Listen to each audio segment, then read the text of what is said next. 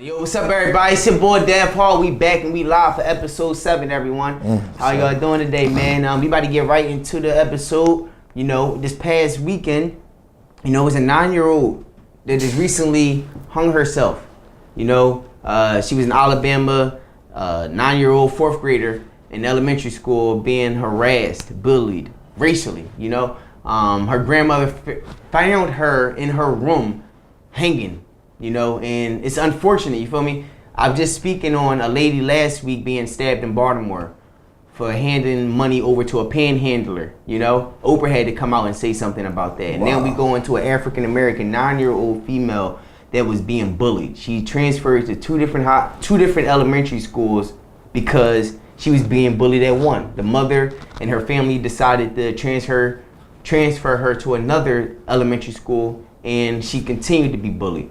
She was notifying the school officials, and they were ignoring her. The mother was telling the news that the daughter kept saying, "Mom, they keep messing with me, they keep messing with me." And the mom is like, "All right, well, we're gonna have to do something about it." After the daughter was found hung, the mother came over to the school and reported it. She basically was saying, "I'm pretty sure y'all were aware of my child being harassed, being bullied, and things in that sort." And you know what they said? They weren't aware of anything.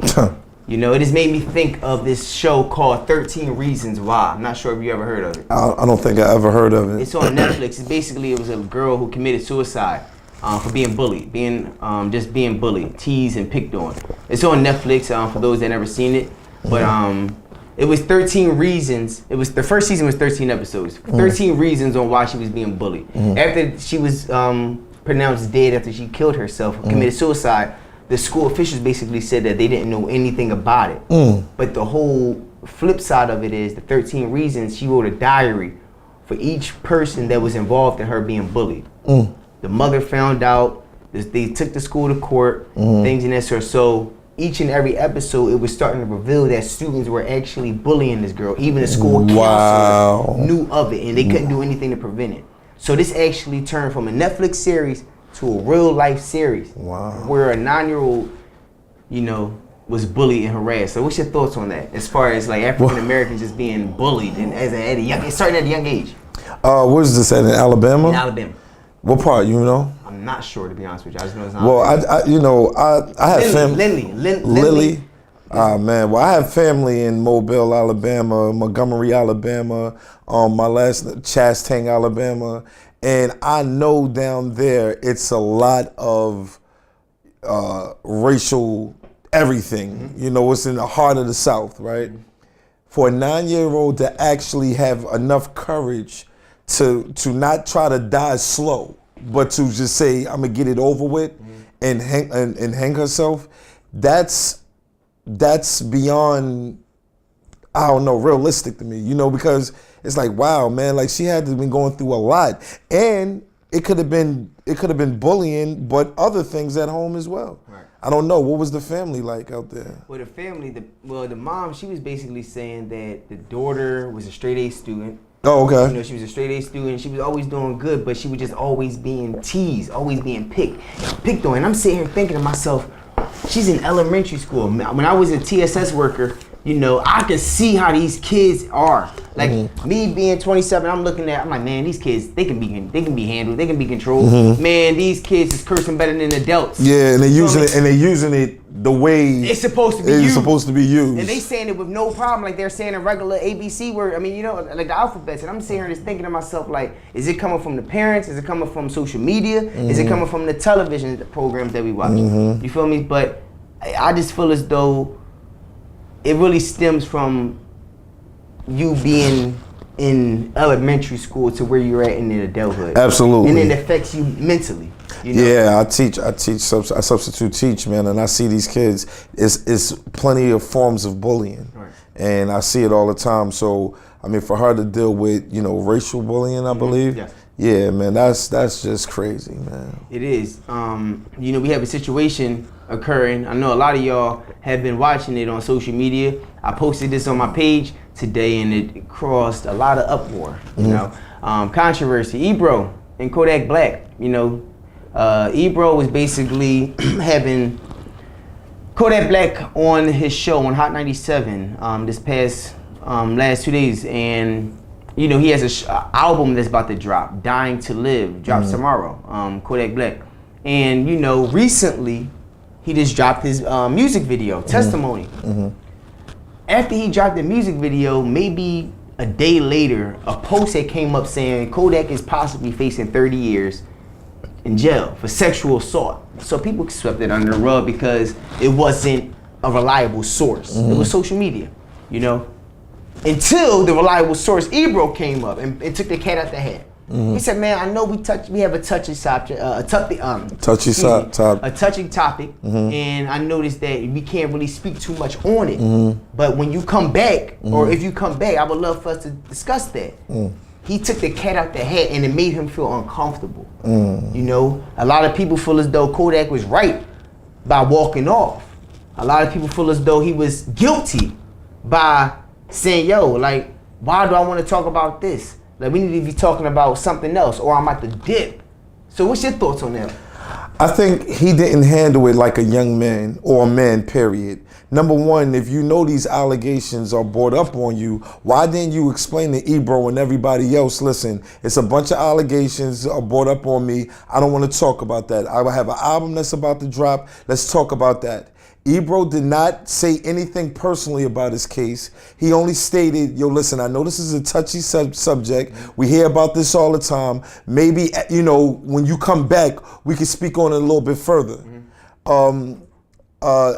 People are under these comments saying all these bad things, man. And I'm looking at it like, well, these guys are doing what they're supposed to do as an interviewer, right? But the thing is this, though. I've never heard of Ebro getting anybody locked up after an interview. I've heard of Vlad getting, well, not saying he did, I'm not gonna say he got people locked up, but I've heard of people getting locked up after a Vlad interview. We don't gotta say names, I'm pretty sure if y'all from Philly, y'all know what he's talking about. Right, so, you know, nobody goes under his comments and say, yo, they speak on the drugs that they sold, yo, the court case, the criminal activities, and everybody's cool. But Ebro just didn't, he just mentioned that. But you know what, now I'm gonna speak for those that's probably on both of our lives saying. Now, people feel as though Ebro was antagonizing it. Like, yo, you feel like, you seem like you have an attitude that I mentioned it. Like, all right, now why did you say that? Because I mean, if you're stuck, maybe he could have said some more like kind words, like, are you okay? But we dealing with alpha men, we dealing with men, and you know, men, I mean, sometimes we don't talk like that, right? Yo, what's the problem, bro? Like, yo, you seem like you tight right now. Yeah, I get it. This is your first time meeting this guy, bro. Yeah, and you know, like, I get it. I get it. I get it. But I mean, but the one thing that Kodak have to understand is this, though. Whether you're right or wrong, you are a superstar. And when these things come out and you're going on these interviews, you have to be prepared for this. That's true. And that's what your staff should be talking about. Yo, listen, we about to go on here. We know what type of time Ebro be on. Let's make sure we get everything out the hat. That's true. And that will eliminate. That's true. Now, let me ask y'all this. Now, a lot of people don't even know this. Like, we were just speaking on this prior to the interview. A lot of interviewers like to have a rundown or survey of questions that they would like to ask the person that they're interviewing. Now, we don't know if that was asked or brought up or anything. For example, like I was explaining to you earlier behind the cameras, you know, Chris Brown and Robin Roberts from Good Morning America years ago. Fame album, you know, for all my fans and for all my enemies. That was for Chris Brown. We had an interview set up with Good Morning America, basically promoting his album. The first thing Robin Roberts decided to discuss was the domestic violence case against Rihanna that was over 3 years ago. Why are we still speaking on something that I'm trying to get past? I'm promoting my album, and you're trying to put me on a spotlight in front of all these cameras to get me to say something, knowing damn well I'm only here to speak about my album. And I feel like that's the same situation for Kodak. Kodak, you gotta think about it. Kodak maybe 2021. He got a lot of shit going on with him. You know, he got sexual assault charges. He got all these weapon charges. He got a lot of charges, you know? And I'm looking at it like, for my first time seeing this person, why would you want to mention a sexual assault case that I can't even speak on. Yeah. It put me in a tough situation. It was like I'm handicapped. It's like, and him being from Florida, wherever he's from, he got that attitude. Like you said, the alpha male, like, come on, man. It seems like y'all interested in the bullshit. Right. Well, that's what sells, right? That's what sells. That's what's going on. He's being the interviewer, and he's doing what he does with everybody else, I feel like. I feel like Ebro, you know, he may be light on certain people, he may go hard on certain people, but at the end of the day, you as the superstar have to be prepared for everything. You have to have tough skin because you're on the spotlight now. And you make one false move, it's over with. So, Kodak, man, you should have a staff that's preparing you for these type of moments. And that's how I feel. Because it's people out here tougher than Ebro. No, I agree. So, yeah. I agree. And look, Trick Daddy felt some type of way about it as well. Not sure if y'all seen that on that video as well, but Trick Daddy was losing his mind. You know, I don't know if to take Trick Daddy serious or not. Trick Daddy came at Meek, and then Meek had to, you know, he had this. Listen, man, Trick Daddy. And now he want to come at. Trick Daddy is just trying, man. Trick Daddy. Man, like Trick Daddy. Trick Daddy is doing this, man. You don't know that? Yeah. They like me. You wear more polo than me, girl. And knock it off, Tricky. Yeah, I feel that. You know, come on, Tricky. For all my viewers, though, I really apologize. I didn't even introduce this guy, you know. This is my man, Brandon Chastang, you know, B McFly, you know. Introduce yourself to everyone, man. Yeah, man. My name is Brandon Chastang, a.k.a. B McFly.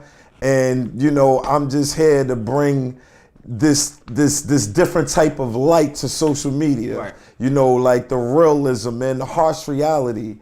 I'm an actor, director, motivator, public speaker, and I'm a sober messenger. So, you know, that's what I'm here for, man. So I came across this, you know, his guy on social media. You know, I follow Wallow. Now Wallow's a motivational speaker from Philadelphia, and on social media, you know, he basically just got on a rampage and just started dropping all these videos of wisdom, you know, and it was basically some informal stuff to wake up the community, you know. And the reason I mention him because, you know, he's a motivational speaker, and his message may touch people different than how Wallow messages touch people. You know, it's called different audience. Now, what made you decide to be a motivational speaker? Well, it's funny because I've always had that in me to speak at the, you know, with the crowd. I just didn't know, I didn't have the direction. And the direction came from my experience of being addicted to Percocets for 10 years. I got shot in 2004. I graduated from Lincoln. Shout out to Lincoln. You feel me? I graduated from Lincoln in 2004 May, and I got shot 2004 July. So in 2008 is when my addiction started heavy. So I was on Percocets for 10 years straight, on and off. And I finally went to rehab. I went to rehab January the 21st of this year, 2018. And I said, when I come home, I'm about to just do things that's totally different. I'm going to speak on everything that's real. Like, I'm going to make sure you see the visual behind it. And I did 30 days in rehab. I did 5 days in detox and the rest in rehab. And when I came home in February, you know, it was told to me that my son will be living with me, my oldest son. And I said, boom, it must be meant. Let me get back in order. I got my son with me. Let's go. And I did my first skit inside of I made my bathroom as a prison, as a jail cell. And it was on from there. Okay, now by you having that motivational speaking background, and like you say, you just had I want to say something motivated you as far as you having your drug abuse. As far as the Percocets and things of that sort. Now, a lot of people go through this. I know it's a lot of people that have drug abuse, and you know, I know it's hard for y'all to get past this shit. But like, if you don't mind me asking, what was the step, you know, for you to get past it? I had to feel like I was damn near about to die, man. I had to feel like everything that I was trying wasn't working. And my next step would have been dope. Like, my next step would have been dope. And that's something else within itself. And I was mixing Percocets with Xannies, and I'm like, yo, I'm waking up like, yo, man, I'm full of slobber, and I'm just like, man. And shout out to my kid's mother, man. You know, Aoshin, like, she played a major part in my recovery. And I just told her, man, yo, listen, I'm ready. I'm ready because I'm not gonna make it, man. I'm about to do something that's gonna either put me in jail for the rest of my life, I'm about to die out here, or I'm gonna do something that's against my morals. Right. And that's the thing that people don't talk about. And I said, man, listen, let me just go, man. And that's what happened, man. And that's what changed when I came out of there. I felt free again. Now, by you doing that, do you feel as though you had a purpose behind cleaning yourself up? Now, it's not, you know, a lot of people, for example, you know, a lot of people that smoke weed, a lot of people that do a lot of different things, they have this reason on why they want to stop. Like, for example, I want to stop smoking weed to get a job, you know, things of that sort. So what was your reason, besides you saying you feel as though you were going to die, like you have children and things of that sort, do you feel like that was affecting you? Well, my children, I was neglecting my children. That was the most important part. Okay. You know, when I'm clean, I'm around my children. When I'm getting high and it's to the point of no return, I'm not around them. Right. So it was like, and the kids, and then my oldest son was getting older. I'm around people. My mother was a drug addict. My father was a drug addict. I'm around people. I'm surrounded with drug addicts. And it's like, it's a norm. The environment is a norm. And you know, and we still was talking down on each other. Oh, you get high. Well, I guess I get high a little bit more than you. Right. So I'm just like, it's crazy. Like we having a competition to destroy ourselves. We having a competition to destroy ourselves, and we want to see who's the coolest addict in the community. Yeah. And then on top of that, nowadays it's called the bid. You're getting clowned for looking like a fool, you know? You know, I'm 27, you know, we look at Percocets like the new crack. Oh, it is. You know? It is. I mean, like, come on, man. Every dog will have his day. The 80s it was crack. In the 90s it was the coke or whatever the case you want to be. Like, everybody starts snorting. And now in the 2000s, man, it's the pills. Right. And you know.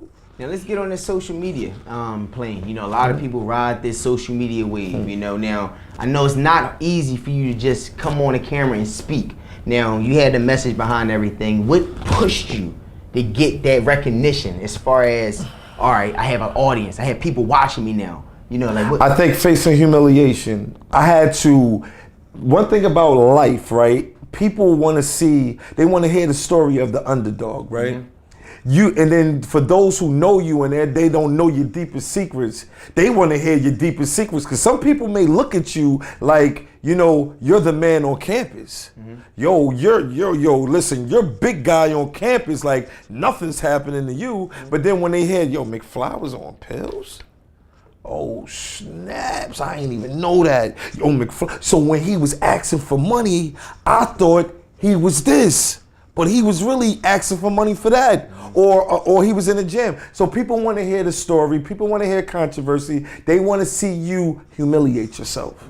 That's something that people want to watch. They want to see you slip and fall, right?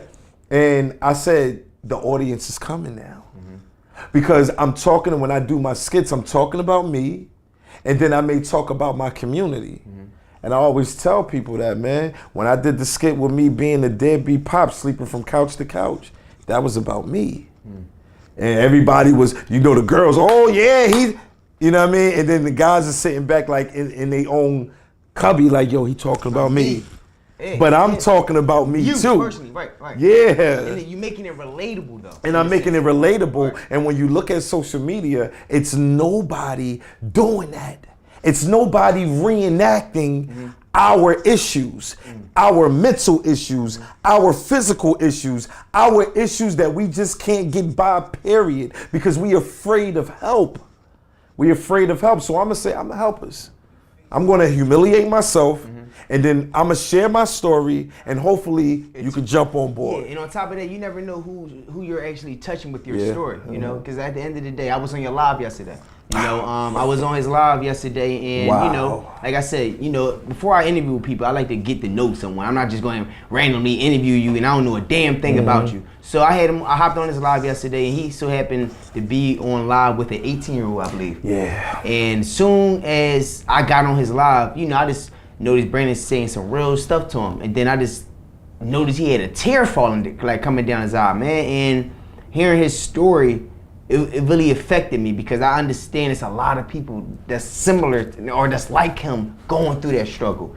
And that struggle was like, I think he was explaining that his mother was passing away, or his mother has cancer. She's fighting with cancer. And then he was stuck in the midst of helping her or chilling with his homies. Yeah.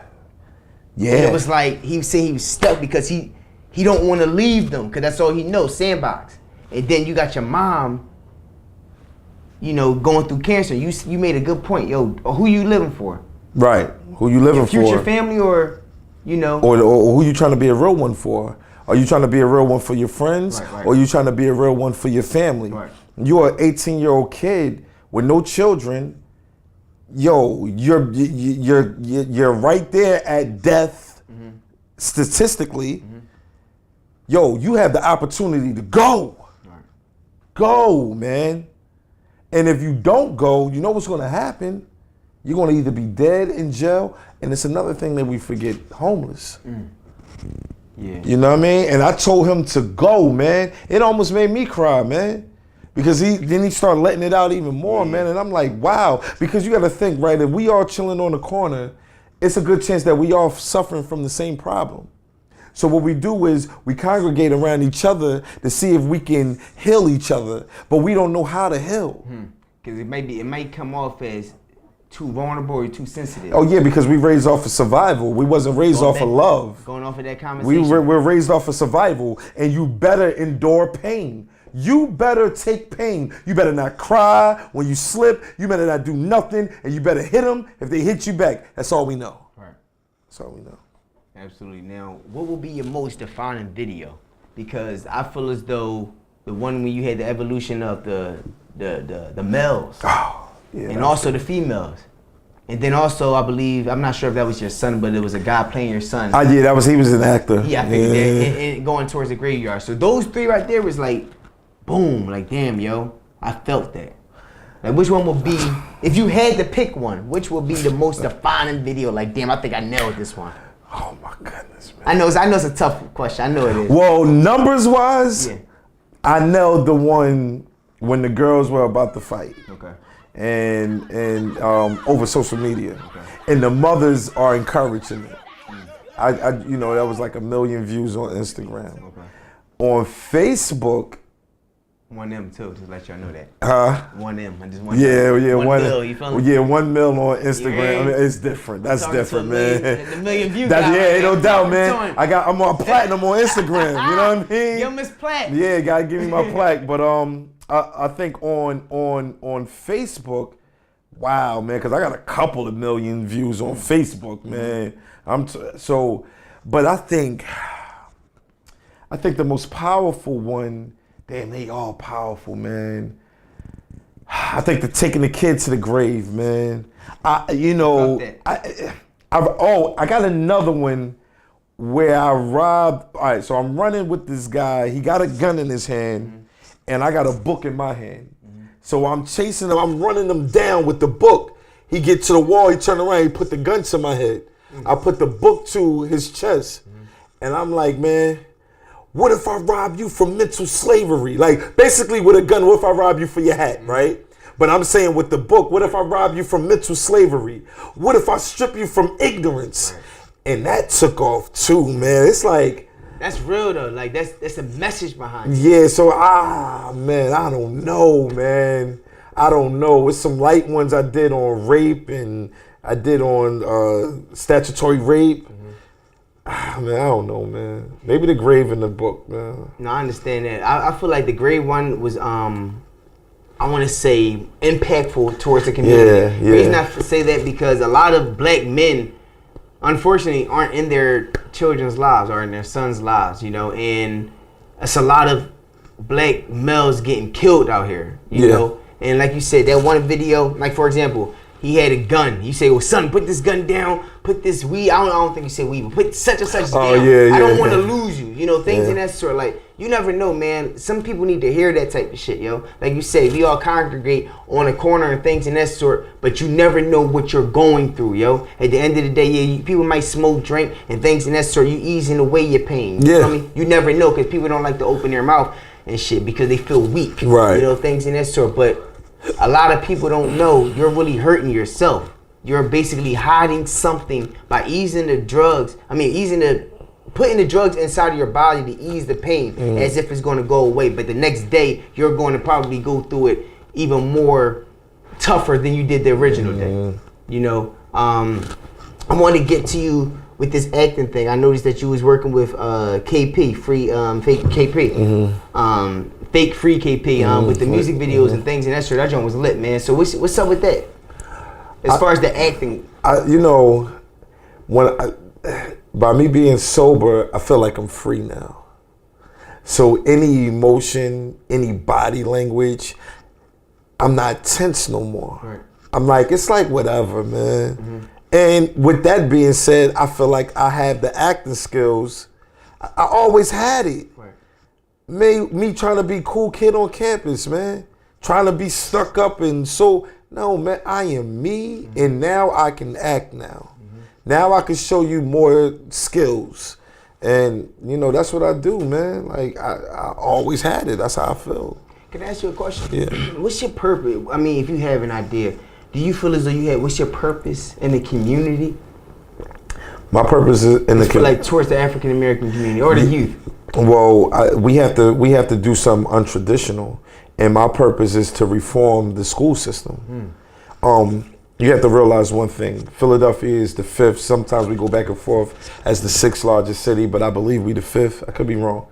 Largest city in America. We have the worst school system out of the top 10 schools, top 10 largest schools, largest cities in the United States. We are the poorest city out of the top 10 largest cities in America.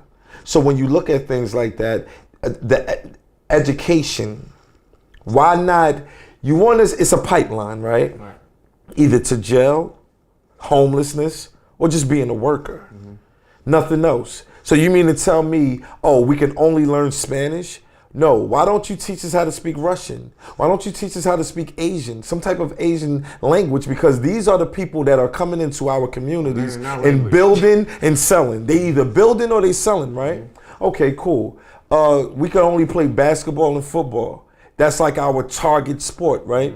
What about gymnastics? Because I remember flipping off of mattresses and doing all types of running skips and all that. Douglas. Yeah, and these guys, these kids are in there flipping too, but it ain't nothing going on. Bringing more black men into these schools and not saying, that's a fact. And not saying, well, you know what? We got to have a paper. We got to take this test because it's only 2% of us in America that works in the school system.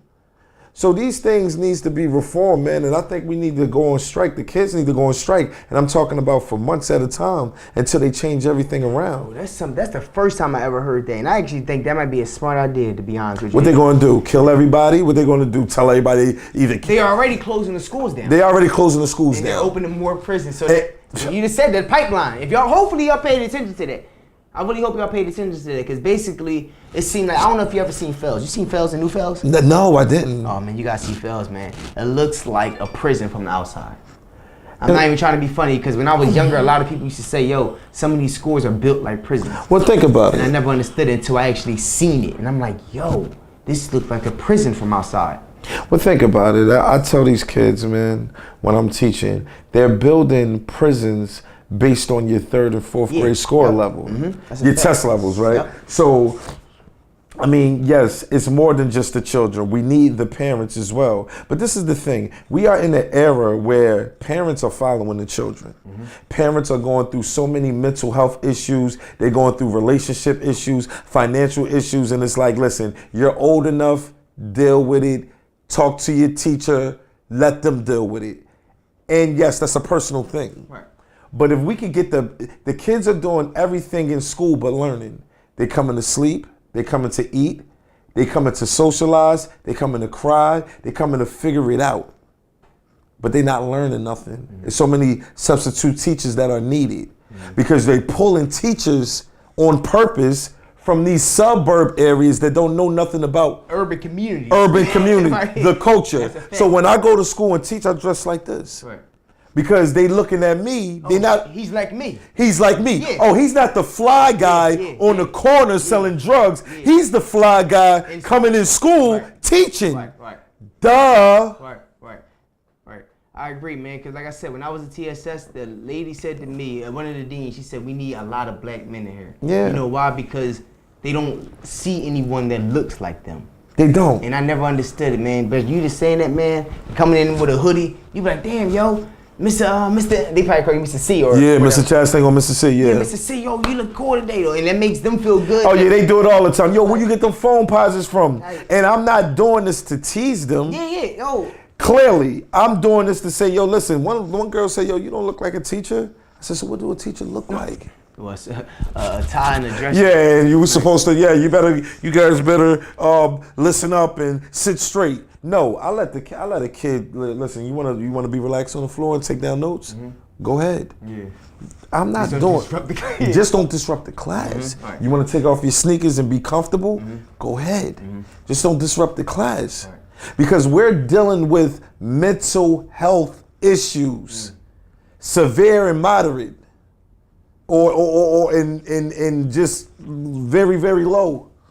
But the bottom line is, man, we got to do what we got to do, man. And I'm a black man that look like a guy from the corner. I look like got locked up. I'm tall, I'm husky, and I fit the description of this. Yo, listen, he's selling drugs, on drugs, been in jail years at a time. Right. No. Wrong guy. You got the wrong guy. Wrong guy. Most definitely. But I wanted you to ask you this question as far as the R&B thing. I know this is probably left field, but you know, as far as the R&B situation, now Jacquees is this young guy. You know, he came out and saying he's like the king of R&B right now, of this new generation. And you know, I just want to get an older person perspective on this, or answer on this. Now, I feel as though R. Kelly might be that guy. That's just me. Come on. I'm disrespectful. He said, come on. No, you're not being disrespectful. Okay. No, I'm just saying, like, this is just real, like, we talking about, this is real simple arithmetic. Now, you got R. Kelly, you got Chris Brown now. I mean, if you want to talk about this generation, you say Chris Brown, but as far as R&B, I just think of R. Kelly still. I don't think no one top R. Kelly. I mean, when you think about it, man. I forget about the other stuff. When you think about it, right, if you want to talk about numbers, right, because today's world is numbers. If you want to talk about numbers, I mean, none of them. Mike. No, I'm not gonna say Mike. No, because he can be R&B. You remember, R&B is rhythm and blues. Right. So, you know, he can be R&B, he could turn into R&B, but he's more of pop. Right. When you talk about numbers, none of them guys sell like that. None of them do.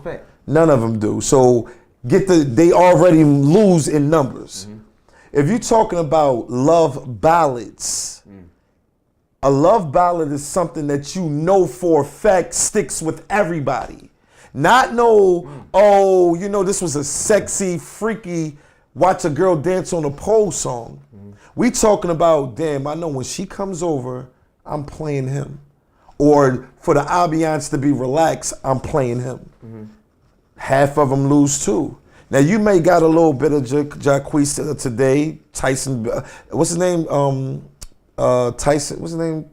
Oh, you probably talking about Tank or no? He said not Tank. I forgot his name, man. Yeah. But anyway, these guys don't last long, man. Yeah. We talking about, like, are you gonna be really? Do you pick out? You're younger than me. Do you pick out a Chris Brown song and just be like, yo, I want to hear some Chris Brown right now? No, I don't. Exactly, and that may not be for everybody, but like Usher can be. No, I agree. Usher can be up there. Yeah.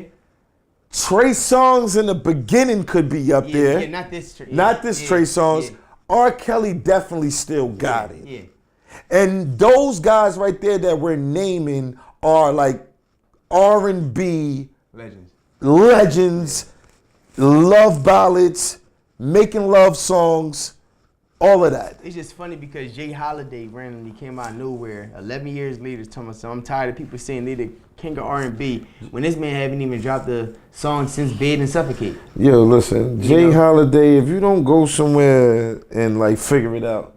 Yeah, some lady had confused this man as a valet driver and everything while he was making the video. He was pissed off. He was like, come on, man. I ain't no valet driver. Valet drivers don't wear no Gucci, baby. I was like, girl, you ain't got to say all you're that. done, buddy. You're done. You ain't got to say all that. You're done. But like I said, I wanted to get this guy, Brandon McFly, Chastang in the building, for the Dev Hall Show Ep.7. It's a pleasure to even have you here, man. Yes, it's a pleasure. Yo, listen, this man's going to blow up. I already know that. Man, listen, it's a pleasure even being here. I tell you, man, when I first walked in here, I'm like, hold up, what's going on? Yeah. And this is nice. Yeah. This is very, very nice.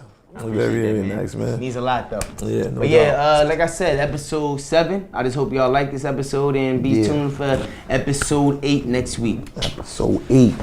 Oh, man. Yeah.